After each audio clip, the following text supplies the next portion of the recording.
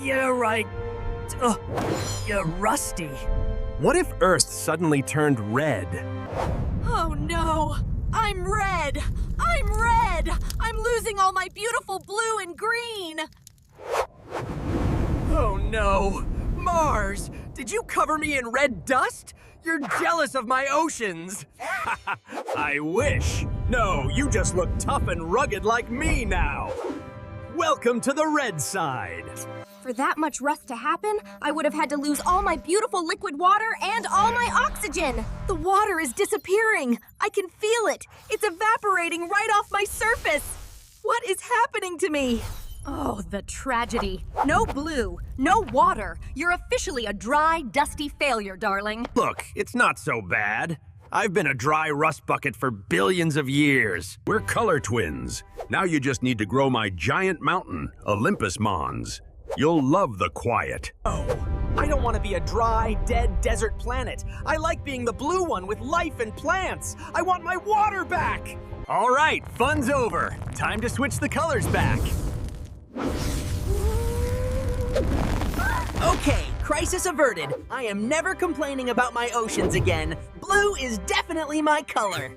So as a summary, Earth turning red means a full chemical disaster. You'd lose all your liquid water and oxygen to form Iron rust. Yeah, I'll stick to the original colors because blue and green means life.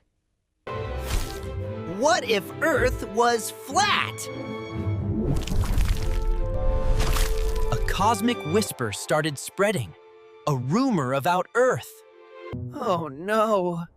I feel so flat out insecure right now. flat? But how would that even work? Poor Earth tried to hide its curves, but the other planets were relentless. Darling, one cannot simply be flat. It's against cosmic etiquette. So, what if Earth suddenly became as flat as a cosmic pancake? Look, if you were flat, all your water would rush to the middle. Everything else would just slide right off the sides. You see, Earth, gravity always pulls towards the center of a mass. And what about the moon? Its orbit would be all wobbly. Spinning flat is hard work. Earth would wobble like a wonky frisbee. All right, everyone. Time to round things out. Check it out. The sun's energy is making you puff back up. It's working. Much better. Round is definitely my best shape. See? That's why being a round, beautiful sphere is the best way to be. My atmosphere is blowing off! The space weather alert! What is this wind? Help! There's an invisible force peeling my skin off! What is this horrible wind that won't stop? Don't worry, little moon. I am Mercury, the smallest, fastest planet. The moon is way bigger and further away. Get it together. My mistake. Okay, but look at this then. That's just the solar wind, a flow of energized particles coming from the sun. Luckily, I have my amazing magnetic shield. It bounces those particles right off. It's like wearing cosmic sunscreen that actually works. I lost my shield and my atmosphere got peeled away ages ago. I'm basically just a fast, bald rock now. Don't get too smug, Earth. Your shield isn't perfect. You're still losing atmosphere at the poles. You're right. Without my shield, the solar wind would slowly peel off my atmosphere. It would peel it off like the skin of a super slow, invisible cosmic onion. That's why we need that magnetic field. Hey, it's not all bad. When those particles sneak past your shield, they hit your atmosphere and make a light show. Check out the aurora. Wow. So the solar wind is like a cosmic artist making a light show at my poles. That is actually really cool. So as a summary, the 8-minute time gap isn't Earth being slow. It's the massive distance between the sun and Earth. You are always seeing the past version of the sun. All right, Saturn. It's time to settle this. Who is the true biggest, baddest planet in the solar system? I'm the biggest, Saturn. Everyone knows that. Nonsense, Jupiter. My rings make me look enormous. I'm clearly the most impressive. Hey, guys! How about a friendly competition instead? I'm too tiny for this. Can't we just measure your height? According to volume, Jupiter, you can fit over 1,300 of me inside. Saturn, you only fit 764. Jupiter wins the volume round. Hold on, Brood. Being biggest doesn't mean being best. I challenge you to the density test. A water test? Both of you are giant blobs of gas. This is going to be a messy disaster, darling. Density means how much stuff is packed inside the planet. I may be big, but I'm mostly light hydrogen gas. My average density is less than water, so I float. Here I go.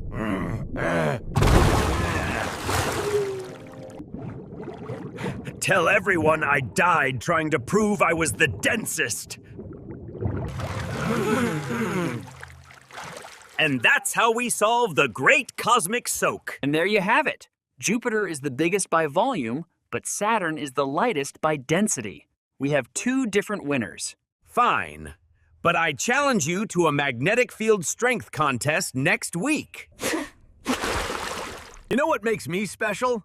I have the coolest moon in the inner solar system. It controls my tides, lights up my nights, and my Earthlings just love staring at it. They even wrote songs about it. I mean, I'm basically Earth's twin in size and mass. We're neighbors. But somehow I don't have a single moon. Earth never lets me forget it. It's like being the only planet without a +1 to the cosmic dance. Yeah, tell me about it. I don't have any moons either. At least you're big, Venus. I'm the smallest planet, and everyone just assumes I'm too pathetic to have one. Even Pluto used to have more moons than me, and he's not even a planet anymore. My moon is so reliable. It's been with me for over 4 billion years. Best cosmic companion ever. Hey there, Earth. Let's talk about why you two don't have moons. Mercury, buddy, you're in a tough spot that has nothing to do with being pathetic. You see, Mercury, you're so close to the sun and so small that your Hill sphere is absolutely tiny. What's a Hill sphere? The Hill sphere is the region where your gravity is the strongest force. Any moon inside that zone will orbit you instead of the sun. And your Hill sphere is only about 175,000 kilometers. Simply put, Mercury, darling, any moon that tried to orbit you would be like a paper boat in a hurricane. The sun's gravity would just snatch it away faster than you can say orbital mechanics. You never stood a chance, sweetie.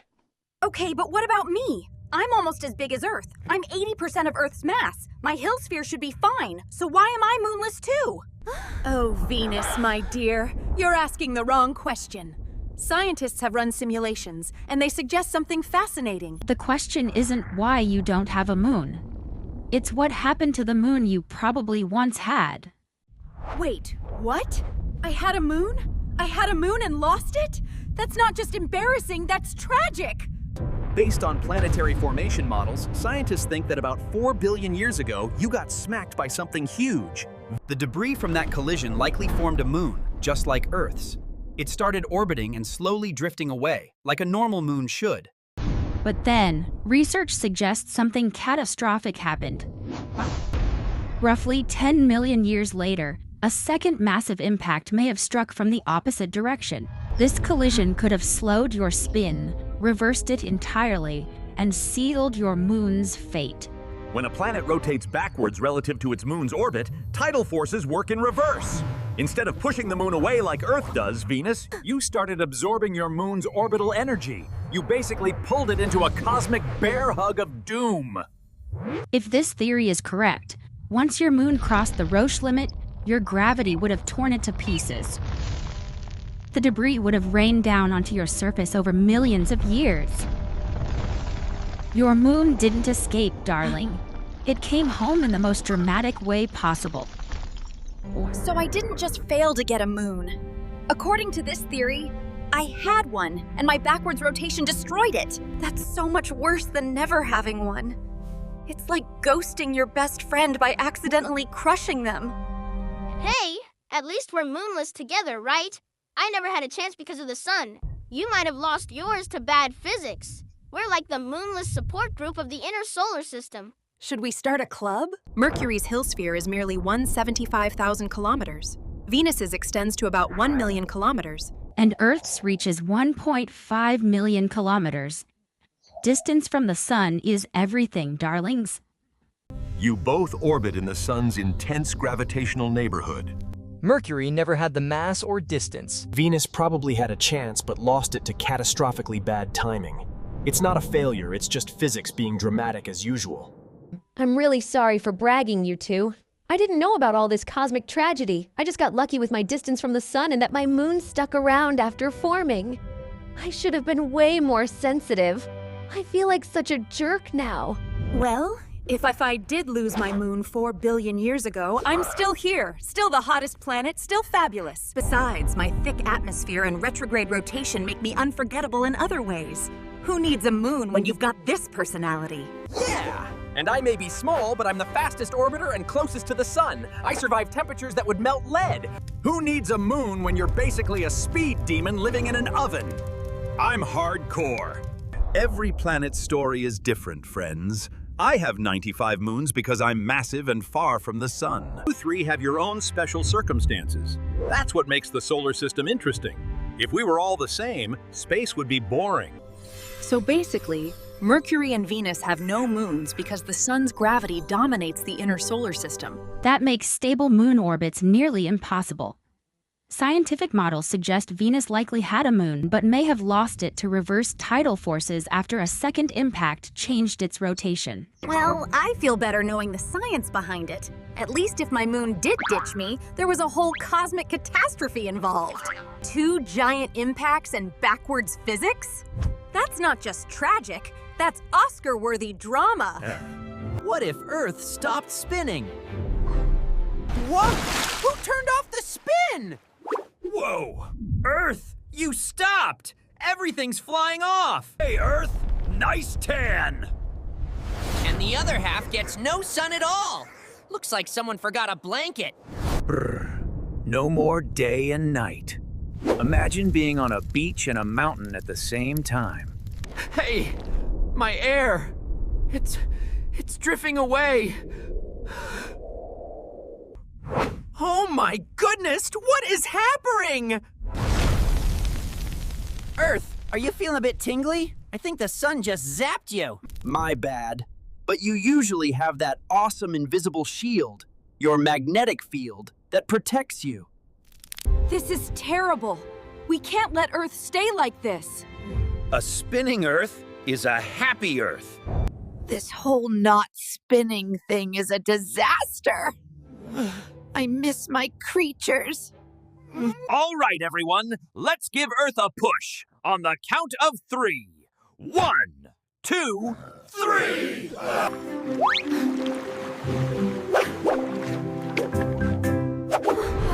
Much better. Thanks, guys. I guess spinning isn't so bad after all. And that's why Earth keeps spinning. It gives us beautiful days and nights. Stay curious, Space Cadets.